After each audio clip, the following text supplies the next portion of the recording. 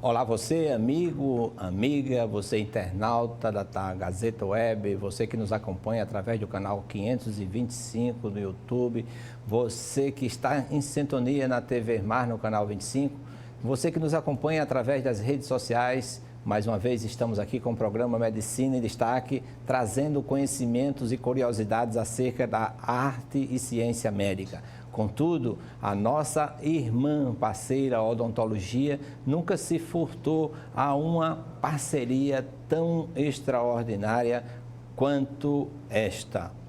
A odontologia é uma das ciências que tem com a medicina uma relação de irmã. Assim também, nós trazemos no programa de hoje um grande cirurgião bucomaxilo, implantodontista, Dr. Franklin Lee. Ele é alagoano, mas tem um coração alagobaiano. Ele se destaca em Salvador pela sua profissão, pelo seu conceito ético, pelo seu profissionalismo, pela sua arte na música, e hoje ele é o nosso convidado especial, que vem aqui trazer, nos dá o prazer da sua presença aqui em Alagoas, passando umas férias aqui com a sua família, coisa que ele preza bastante, é esse enlace de família. É uma dádiva, é um dom que o mesmo possui. Então, no programa de hoje, nós vamos receber, assim, com muito carinho, o professor Franklin Lee. Professor, muito obrigado por estar aqui no nosso programa. É uma alegria imensa, isso depois de 3 anos que esteve conosco. 2 anos. 2 anos. Um bom dia para você, muito obrigado mais uma vez, Gerson, por esse convite, a segunda vez no seu programa. E muito feliz com suas palavras iniciais. Eu não sei se eu levanto, lhe abraço e lhe beijo ou se simplesmente eu agradeço. Não é? Muito, vamos dizer, grato por estar participando de um programa desse nível que você promove aqui. Da outra vez nós conversamos bastante e eu vim, não sei se você lembra, promover um congresso que nós tivemos lá, o congresso chamado BOM Bahia Osso Integration Meeting, que eu fui presidente e que a gente convidava o Nordeste a participar. Verdade. Foi de um sucesso muito grande esse congresso. Não poderia ser diferente, capitaneado pela sua pessoa. E as pessoas que foram convidadas, os professores que vieram, não é? A gente sente uma saudade doida dessa história, desse tempo, não é? Porque hoje nós estamos vivendo restrições absurdas. Não é? Aqui, com o nosso distanciamento social, não é? Estamos sem máscara. Mas, hoje em dia, o motivo maior da minha profissão, não é? A revelação maior, que é o sorriso, simplesmente ele se encontra escondido atrás de uma burca ocidental, que é o que a gente está utilizando, né? Recobrindo nariz, boca e eu, em particular, tirei em off, lhe falei, tirei os óculos, que protegia também os olhos. Mas é isso que a gente está vivendo. E assim a gente vai tocando a vida, se adaptando às novas realidades. Todo mundo fala de nova normalidade, não concordo. É uma realidade diferente, não será mais normal como antes. E a gente encontrará os caminhos, o ser humano é assim, tem que se adaptar, sair da zona de conforto e se adaptar. Eu quero aproveitar o momento em que nós estamos aqui, também testemunho dos nossos telespectadores, para fazer um agradecimento formal na sua participação no nosso livro de tanatologia. Né? Isso assim, engrandeceu bastante, o livro saiu e eu deixei no carro, falha nossa, e assim que nós saímos... Não, eu espero. Lhe entregarei. A morte, dentro dessa temática, deu para amadurecer além daqueles seus escritos? O que amadureceu mais com essa pandemia no conceito de morte? Olha, é tanta coisa que dá para se falar sobre isso, sabe? Embora eu não seja um expert, eu não seja um conhecedor do jeito que você não é? Doutor no assunto, não é? E eu sei que essas coisas todas podem ser consideradas. A perda sempre é um motivo de... vamos dizer, desalento, a gente se entristece com as perdas. Eu costumo dizer até que viver é administrar perdas. Se você consegue fazer isso, você consegue viver e passar de uma etapa para outra, não é? Os que ficam, não é? Pois não faço nem considerando-os nessa outra esfera, porque eu precisaria ser tão espiritualizado quanto você é, que eu sei disso, não é? A sua religiosidade contagia, ela é contagiante. Eu tenho a minha religiosidade, eu sou católico, não é? Posso dizer que não sou praticante do jeito que deveria ser, ainda mais nesta pandemia. Muita gente se apegou mais a Deus e a gente sabe disso.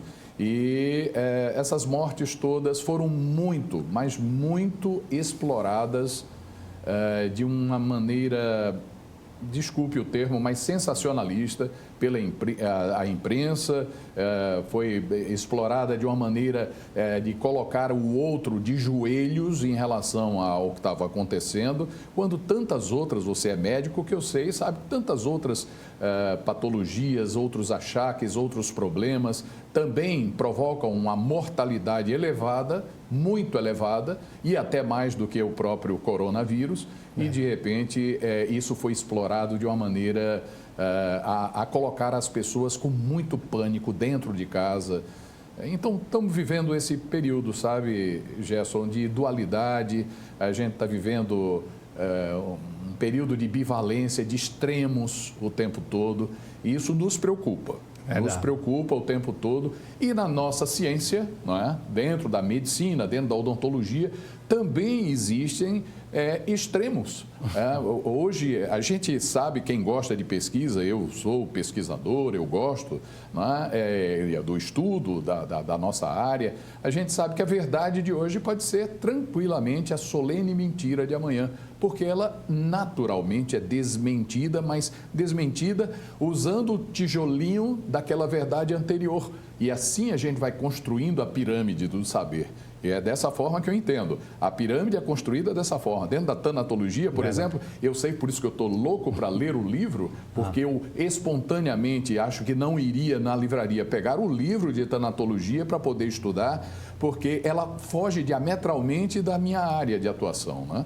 Então, eu gostaria muito de ver aquilo que nós contribuímos, foi mais filosófico, não foi técnico, não é? Foi um capítulo, e eu lhe agradeço a honra de ter participado de um livro coordenado por você, e tão bem coordenado, se chamou tantos nomes para compor aquilo.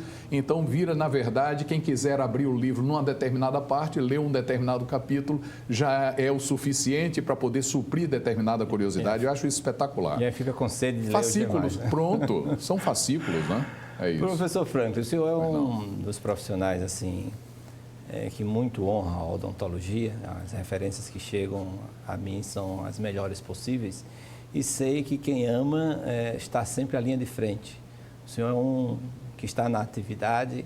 Como é que a odontologia reagiu a esses protocolos propostos diante do coronavírus? O Gerson, extremamente pertinente sua pergunta. Durante esses 4, 5 meses intensos que nós vivemos, não é? Nós reavaliamos determinados padrões de comportamento. Os equipamentos de proteção individual, os EPIs, ou os equipamentos de proteção respiratória, EPR, que nós utilizamos agora a todo momento, as máscaras, os face shield que nós utilizamos, nós já utilizávamos. Não é? Na medicina, isso era bem mais comum em centros cirúrgicos, em UTIs, não é? Era bem mais comum, não no atendimento clínico do dia a dia. Então, a odontologia fez pequenos ajustes, e daí dá para a gente conversar, se você me permitir, falar alguma coisa sobre os EPIs, por exemplo. Não é? Hoje a gente conversa com muita tranquilidade, e até o leigo diz assim, eu uso uma N95, não é? Costuma, falando das máscaras, né? Uma PFF2, a minha é uma PFF, entre médicos, dentistas, se fala muito isso. Então, vamos fazer aqui, para o seu público, um comentário muito didático-pedagógico. Primeiro, o que é PFF? Peça facial filtrante. Peça facial filtrante. Então, é para filtrar alguma coisa, ok? Então, quando ela é uma PFF1, ela filtra 80% dos patógenos. 20% passam pela máscara. Essa que nós usamos, aqui no estúdio eu vejo que tem gente usando, é claro que o vírus passa por ela. não é? Mas a gente está protegendo o outro. Quando a gente fala na PFF2, peça facial filtrante 2, que os cirurgiões usam, que eu uso no consultório, que se usa em UTI, ela filtra exatamente 95 a 97% dos patógenos, mas 3% passam. A PFF3 filtra quase 99%. Nós poderíamos usar, os médicos poderiam usar, só passaria 1%, mas nós morreríamos asfixiados. Então, o fato da gente exalar gás carbônico, não é? Eu vejo pessoas ao ar livre fazendo Cooper, respirando o seu próprio ar, diminuindo a própria capacidade de ter o sangue bem oxigenado, aquilo que a gente espera, e a gente está voltando e retornando. Então, aqui eu abro só mais um parêntese dizendo qual a medida métrica que nós utilizamos no mundo inteiro, a mais conhecida, o metro. Nós aprendemos na escola 3 medidas para cima, 3 medidas para baixo, só isso. Eu posso até brincar com você, que é nosso colega, que é um estudioso, e dizer assim, bom, acima do metro, o que é que nós temos? O decâmetro, o hectômetro e o quilômetro. E acima do quilômetro? Não é? A gente vai ter o megâmetro, a gente não sabe disso, o gigâmetro, o terâmetro, não é? Mas a gente não para pensar. Mas o nosso mundo é o mundo dos micro-organismos. Então vamos descer as 3 medidas, o centímetro, o decímetro e o milímetro. Pronto, nos situamos, não é? Estamos nos milímetros. O que é que eu quero falar com isso? Eu quero falar sobre célula, eu quero falar sobre bactéria e eu quero falar sobre vírus. Então vamos comentar um pouquinho sobre isso aí. Que tamanho é uma célula? Nós temos várias. Nós somos 10 trilhões de células em processo de mitose o tempo todo. Agora, nesse momento, estamos em processo de mitose. Então, eu vou e pergunto, as células são medidas em milímetros? Não. Você pega 1 milímetro da sua régua, divide em 1000 partes. Dessas 1000 partes, você vai pegar de 10 a 50 micrômetros, que é o nome da medida dividida em 1000 partes do milímetro. De 10 até 50, você vai ter o tamanho de célula. Por que de 10 até 50? Porque varia das partes do corpo em que a célula é maior, a célula é menor e tal. Então, vamos lá gravar os telespectadores do programa Medicina em Destaque. Então, de 10 a 50 micrômetros. E o tamanho de uma bactéria qual é? De 2 a 5 micrômetros. Ora, uma bactéria entra numa célula de 10 a 50? Entra. Uma bactéria entra. Sim, e o vírus, que você não falou? Ok, pegue 1 micrômetro, divida em 1000 partes, você vai ter o nanômetro. A partir daí, você vai ter de 10 a 30 nanômetros o tamanho de um vírus. A bactéria e o vírus, nós temos um elefante e uma bola de ping-pong. É isso que nós temos. É claro que o vírus vai passar num TNT, um tecido não tecido, de gramatura 20. De gramatura 30, nós usamos em centros cirúrgicos gramatura 50, gramatura 40, que é pesado aquilo ali. Aquilo consegue filtrar, impedir. Quando uma pessoa abre a boca dentro de um consultório, basta abrir a boca no consultório, ele produz aerosol, ele produz na hora. Se ele falar, ele vai produzir spray. Dentista trabalha com turbina que produz spray, ultrassom que produz sprays, não é? E sempre num raio ali de 1 metro, o Profidente, o que que se usa para profilaxia, é um jateamento salino, não é? Se produz respingos em tudo quanto é lugar. A gente conversando agora aqui, eu estou produzindo perdigotos o tempo todo, né? Temos com a distância. Mas o vírus não tem asa. Ele até permanece um pouco no ar, mas vai para o chão, não é? Aí vem todas aquelas histórias, que foi o motivo de sua pergunta, a odontologia modificou e tal. Hoje já não se usa mais Proper dentro de UTI, não se usa, porque a gente sai arrastando, limpando aquele chão cheio de bactérias. Quando a gente pega ali com a mão, já contamina a mão.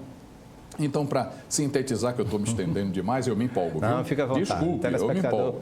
Aí a gente fala o seguinte, o vírus, não vamos nem polemizar sobre isso, ele é tão frágil, mas tão frágil, que ele morre com água e sabão. Água e sabão. Se você pegar um balde com água e sabão e enfiar suas 2 mãos lá dentro, não mata o vírus. Mata o vírus se você esfregar. Aí você mata o vírus. Se você pegar álcool em gel, enfiar sua mão lá dentro e tirar, não mata o vírus. Mas se você esfregar, mata. E na boca? Como é que você mata vírus e bactérias? Se você esfregar, usando uma escova. É isso, ou seja, é milenar, né? Professor, diante de toda essa gama de conhecimento, é possível estabelecer uma pirâmide de contágio no coronavírus? A pirâmide de contágio, se tivesse uma antena bem longa, em cima do topo da pirâmide, nós estaríamos lá, os dentistas, os otorrinolaringologistas, os oftalmologistas. Então, nós vivemos numa pirâmide de contágio altíssima, não é? E a gente tem que se proteger bem e proteger as pessoas. Então, hoje, para a gente atender, a sensação que a gente tem é que a gente está num filme de ficção científica. Modificou muito, encarece mais o tratamento, principalmente em consultórios particulares. Não é? Se cobre o paciente inteiro, fica somente a janelinha como se fosse um campo fenestrado, como se fosse, não, é um campo fenestrado, com uma touca, se protege completamente. Em alguns casos, os afastadores que são utilizados possuem cânulas sugadoras para pegar o aerosol e sugar. Ele fica ligado o tempo todo, aquele aerosol não sai para contaminar ali ao redor 1 metro, 1,5 metro, mais ou menos, as pessoas. Quando sai o paciente, Gerson, acredite, uma novela. Então, o espaçamento também acontece em consultórios entre um paciente e outro. Não pode se fazer aquele atendimento seriado, embora houvesse limpeza dos equipamentos, de tudo, a troca de tudo, mas agora é mais lento. Tudo isso é mais lento. Então, a odontologia está no topo da pirâmide de contágio. A gente tem que se prevenir, como se prevenia o tempo todo para hepatite, para tuberculose, para H1N1, H3N2. Ou seja, sempre a gente precisou se prevenir o tempo todo. Então, mais do que nunca, até no cumprimento agora, como a gente fez hoje, eu podendo lhe dar um abraço, não lhe vejo há 2 anos, vai falar com o cotovelo. Uma cotovelada. Pois é, com a cotovelada, não é? Pois é. Professor, convicto da sua vida profissional e pesquisa, como vê perspectiva, prognóstico em termos de terapêutica, entre fármacos e alguns medicamentos que foram colocados assim à disposição, não no tratamento, mas na prevenção, no tratamento precoce do Covid-19? Hoje você resolveu puxar meu tapete, não é? Porque conversar sobre fármacos, na polêmica que nós vivemos, é terrível. Eu tenho as minhas convicções. Sim. Eu tenho. Nós temos as nossas convicções. Então, o que é que acontece? Está acontecendo em Salvador, onde eu moro há mais de 30 anos.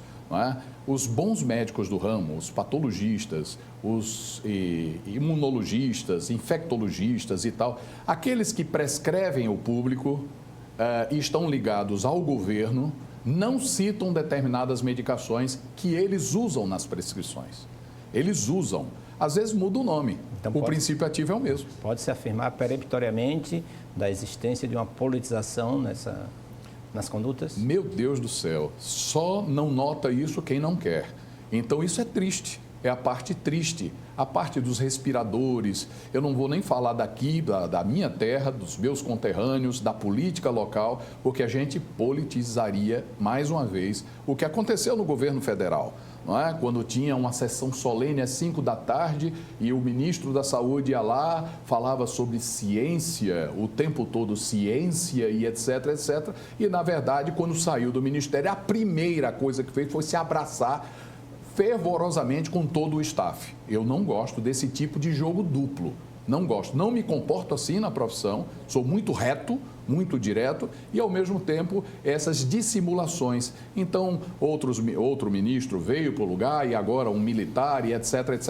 E teve o Serra, que foi ministro sem ser médico. Foi ministro da Saúde, foi até um bom ministro. Um bom ministro, tal, não é? Então, a gente pode dizer, Gerson, que vamos dizer, essas tendências extremadas para um lado, para o outro, com medicação A, B, C e D, não faz muito a minha cabeça. O que eu posso dizer é que são 3 fases mesmo, agora que se conhece um pouco mais o coronavírus, né? E eu tenho certeza absoluta que a solução será a vacina, que é um outro assunto aí para muitas horas de conversa. Verdade, eu até gostaria de que nós... vacina mesmo, vamos falar sobre prognóstico, né? O que é que vê como o futuro de tudo isso? Pois é, a exemplo de todas as patologias que a gente já conhece e que foram resolvidas com vacina, a despeito do tempo que elas levam para serem produzidas, quem conhece laboratório sabe o que eu estou falando, não é? E os bons médicos do ramo, as pessoas sabem que leva um tempo, mas não é que seja uma regra, é porque nós temos as fases in vitro, que é se testando ali dentro do laboratório, depois in vivo em animais e depois in vivo em humanos. Tudo isso leva um tempo e ainda tem os efeitos colaterais. Eu vi até uma charge, onde mostrava um rato perguntando para o outro: você já tomou vacina? Eu disse, não, ainda não foi testado em humanos. Não foi testado em humanos, é ótimo. Olha aí, uma charge. Sempre engraçado que tem essa história nos WhatsApps da vida, né? Essas coisas rápidas, e são muito inteligentes. Então, o que a gente observa é exatamente isso, a politização misturada com essa história da vacina. A vacina é a solução, ela vai ajudar. Uma única vacina, das 5 mais faladas, são mais de 175 que existem em estudo, mas as que mais comentam aqui no Brasil são 5 vacinas especificamente. Todas elas serão confiáveis desde que sejam testadas. Não é razoável isso? Espera aí, o paciente que vai receber a vacina já teve Covid? Olha o que eu estou falando, você sabe disso. Se ele já teve Covid, ele vai tomar a vacina ou ele tem que fazer um teste para poder comprovar? Será que ele entraria naquela tempestade de citocinas? Que seria uma coisa ruim para ele? O paciente é grávida? É uma criança que tem ou não tem? É um adolescente? É um senhor de idade com comorbidades? Então, como aplicar vacinas em pessoas tão distintas? Não à toa, as bulas medicamentosas têm ali contraindicações. O leigo adora abrir a bula e ler as contraindicações e ali ele se sentir cerceado de tomar a medicação A, B, C ou D. E não é assim que funciona, nós sabemos disso. A farmacodinâmica, farmacocinética tem uma determinada aplicação e dessas 5, apenas uma trabalha com o vírus inativado, pedaços do vírus.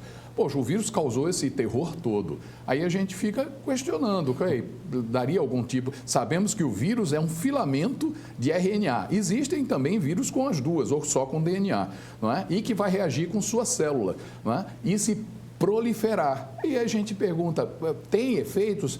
Teve tempo para estudo ou não teve tempo? Então, são os questionamentos básicos. Acredito que antes de se impor, né, e é isso... Talvez queira o STF impor uma forma coercitiva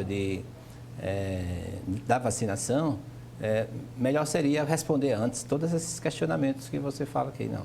Você foi muito feliz nessa colocação, eu acho isso também. Porque uma vez respondidas, sim, eu acho que todos irão acolher. Bom, eu estou num programa de televisão. Se alguém me perguntar aqui, você acha o que da vacina? Vacine-se. Verdade. Vacine-se. Mas ouça, você não está se prevenindo? Existe a vacina já sendo aplicada? Não. Você não está se prevenindo com os cuidados básicos, lavando as mãos, botando sua máscara, mantendo o distanciamento, não é? Coisas básicas que o mundo ficou mais limpo. Não é verdade? E o mundo ficou... A natureza agradeceu.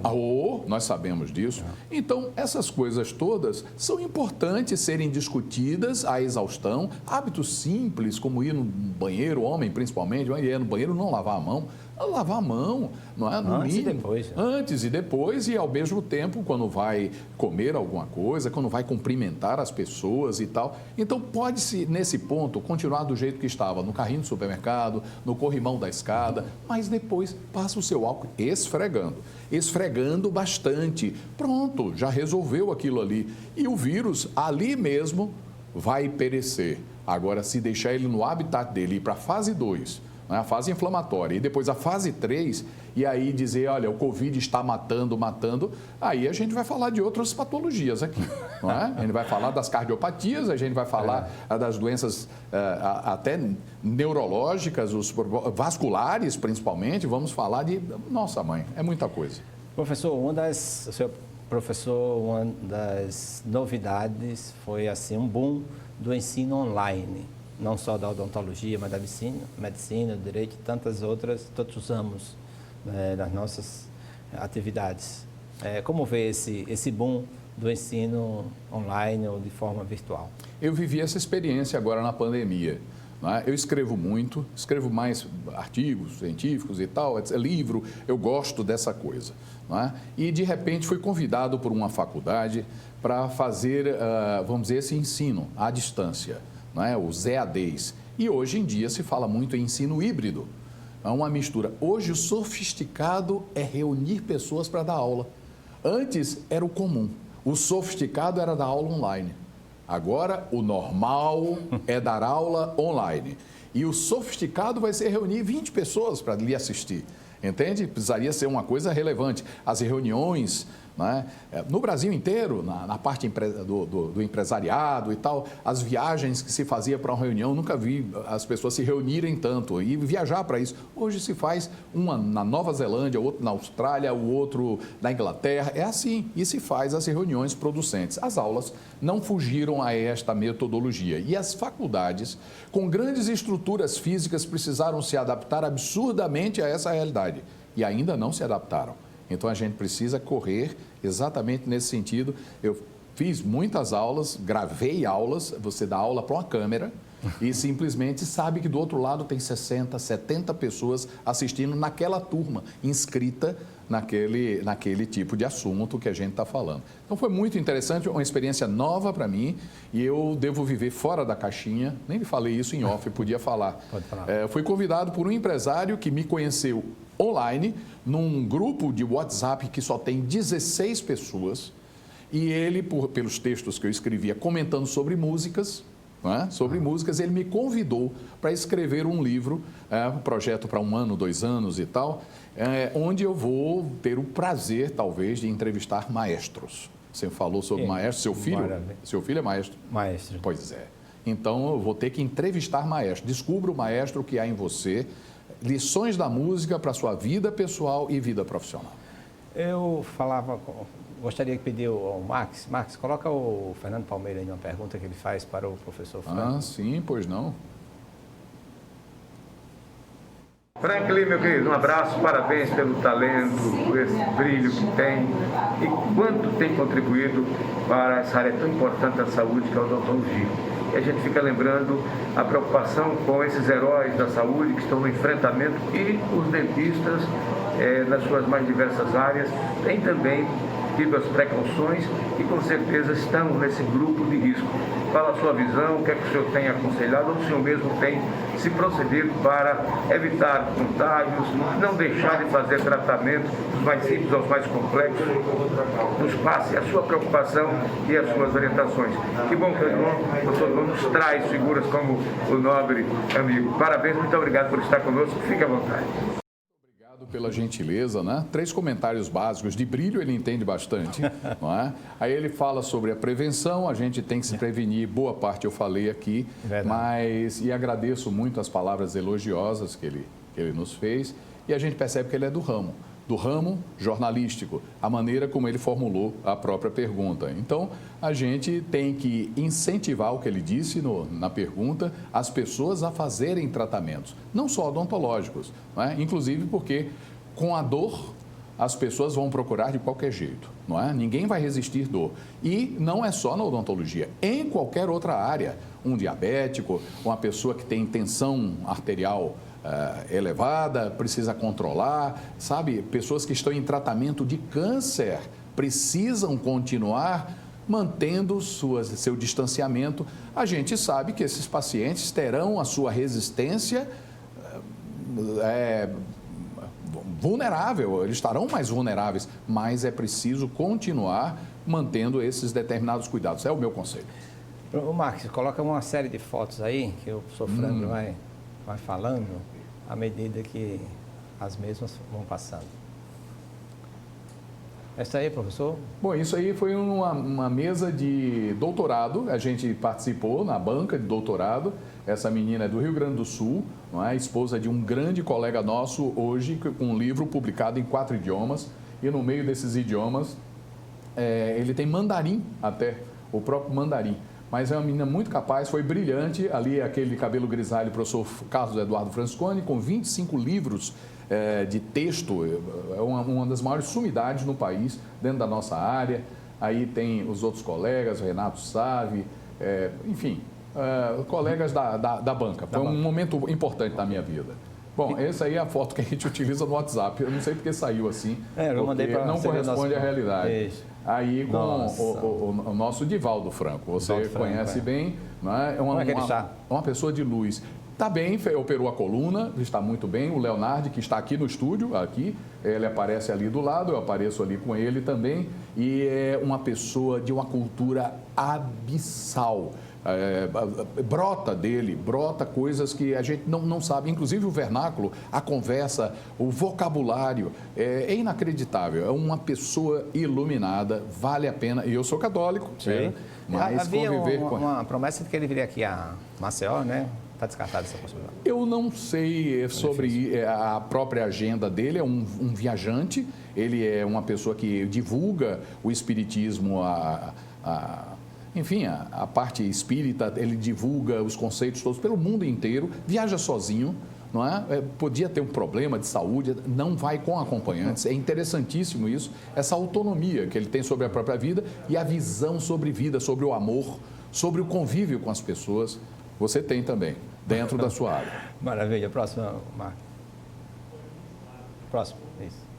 Essa é Flora Gil, a esposa de Gilberto Gil. Ela estava em nosso consultório, nós fizemos um atendimento rápido.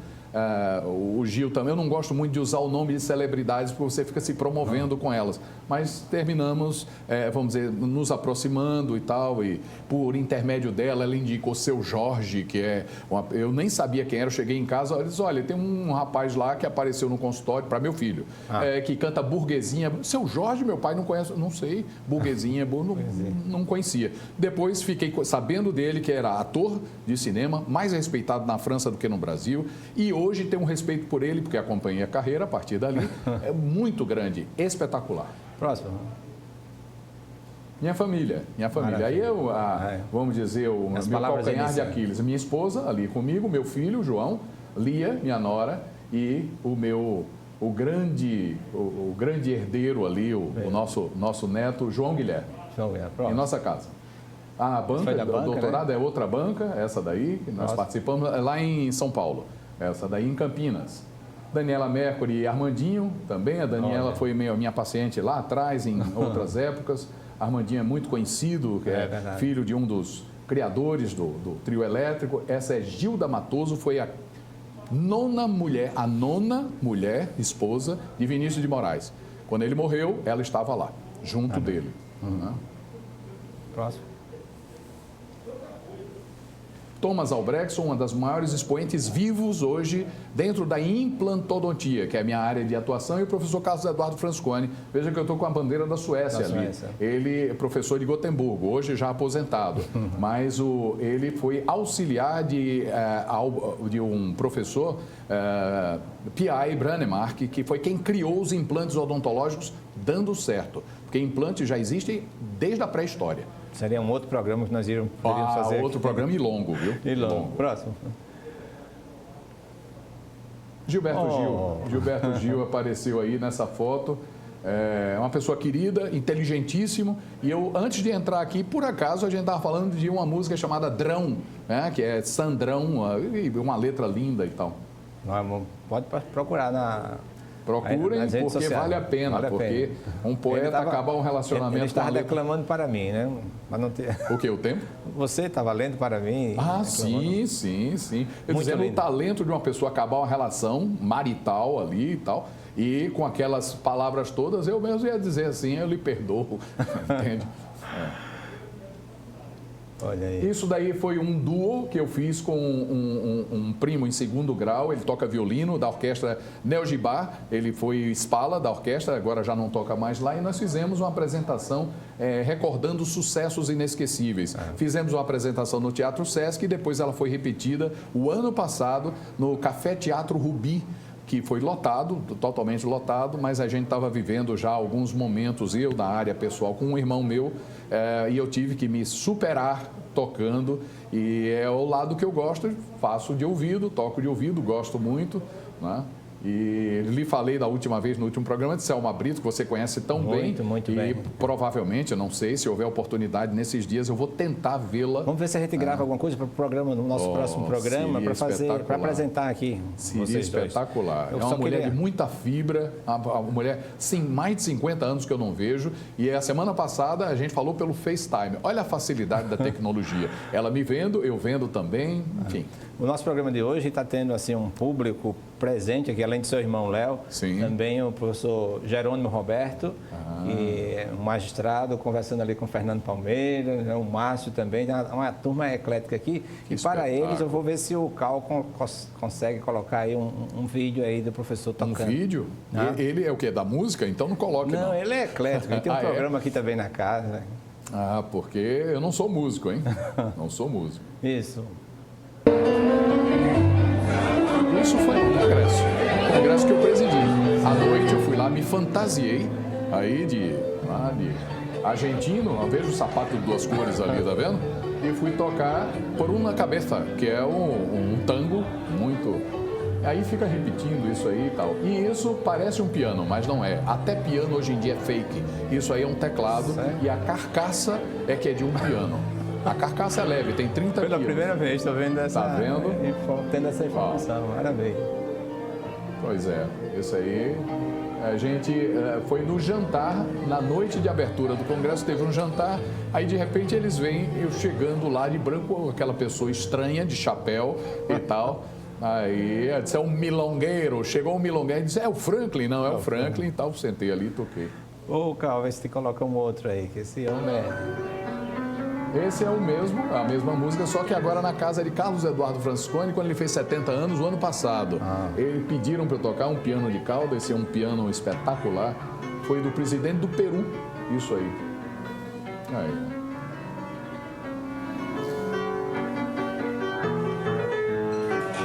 Eu particularmente gosto muito desse tango, acho espetacular. Foi de um filme chamado Perfume de Mulher. Perfume de Mulher. Verdadeiras lições, né? Aquele perfume. Sim, ele cego, dançando, né? O ator... E quando ele convida a mulher para dançar, ela diz, não, mano, tá chegando, falta um minuto. Aí em um minuto você aproveita a vida. Assistiu todo, hein? Tá contando detalhes. Vale a pena, vale a pena. Isso mesmo. Até porque o tema mulher vale a pena. Sempre. Com todo o respeito que o tema merece. Todo. Esse tem outro aí, Cal. Nossa, você recheou bem, não foi? Recheou bem.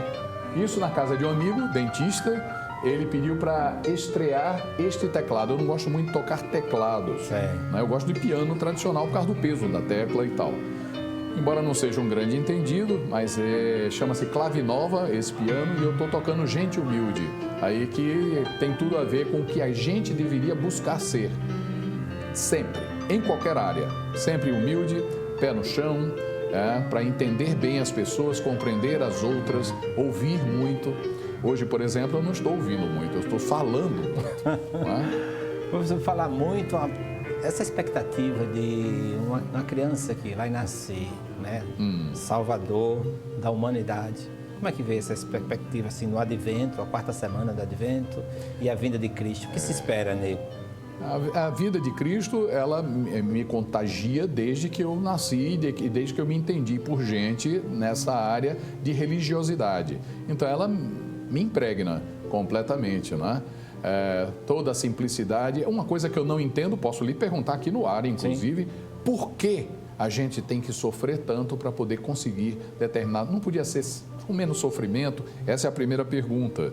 Né? Dentro dali da Bíblia, sempre muito sofrimento, o próprio Cristo sofreu bastante para poder nos salvar. Né? Essa é uma perspectiva humana. O sofrimento é uma perspectiva humana. Sim. Né? Uma perspectiva divina não é isso. São Paulo, apóstolo, afirmava isso em todo o seu sofrimento e dizia, não sei se sou eu quem vivo, é Cristo que vive em mim. Então, é necessário assim, passar pelas dores aqueles que ainda não têm uma maturidade espiritual. Mas os que já têm, essas dores não importam, são ínfimas quando você está em sintonia. Gerson, com Deus. como eu sou imaturo. A gente tem que passar pelas dores, né? Como eu sou E imaturo. às vezes a dor, ela é necessária. Não é que você seja masoquista, mas, por exemplo, se não fosse a dor, o filho pródigo não passaria pela experiência de reconhecer a bondade do pai, a misericórdia do pai, o acolhimento do pai, o abraço do pai, a divindade do pai. Isso, podemos dizer que essa sintonia é a panagem daqueles que abrem o coração para que o pai possa entrar. Então, que nesse Natal, você, eu, telespectador, possa levar para o chá de bebê do Cristo que está nascendo, não uma fralda, não uma loção, uma lavanda ou qualquer coisa, mas um coração alvejado, né? Isento de qualquer mácula do pecado. Que nós possamos, assim, acolher na nossa casa, no nosso coração, um Cristo, e ele se sinta feliz. Poxa, que bom habitar no coração do Franklin, do Gerson, de você, telespectador, convicto, né, certo de que o pecado não habita nele. Nesse exato momento, senhores telespectadores, nós vamos fazer uma inversão. Eu vou começar a entrevistar aqui o Gerson neste tema que é espetacular. Isso a gente precisa, neste Natal mesmo, a gente se doar o máximo que pudermos, ainda mais depois da pandemia que nós vivemos, né? Essa proximidade. Nunca sentimos tanto a falta de pessoas, de parentes, de familiares queridos e de humanidade, que foi o que ele disse aí tão bem. Eu tinha um questionamento que depois eu lhe faço em off. Eu acabei de receber, você perguntou, é propósito, assim, eu sempre vejo os anjos em mim. Por que você vai usar o ponto hoje? Acabei de receber de que o nosso tempo is over. Acabou. Então, professor Franklin, me sinto muito assim emocionado, lisonjeado, honrado pela sua presença aqui no nosso programa. Obrigado. Meu telespectador por estar conosco até agora e receba um afetuoso abraço e leve para os seus também um abraço nosso e alegria do nosso programa em presentear os telespectadores com Muito obrigado mais uma vez, um afetuoso abraço também de retorno para todos, para sua família e para todos os alagoanos, os meus conterrâneos. Muito obrigado por essa oportunidade. E vocês fiquem certos que na próxima semana nós estaremos aqui de volta e vou pedir que o professor gravar só uma música para o nosso próximo programa. Tá certo? Que Deus nos abençoe e até a próxima semana.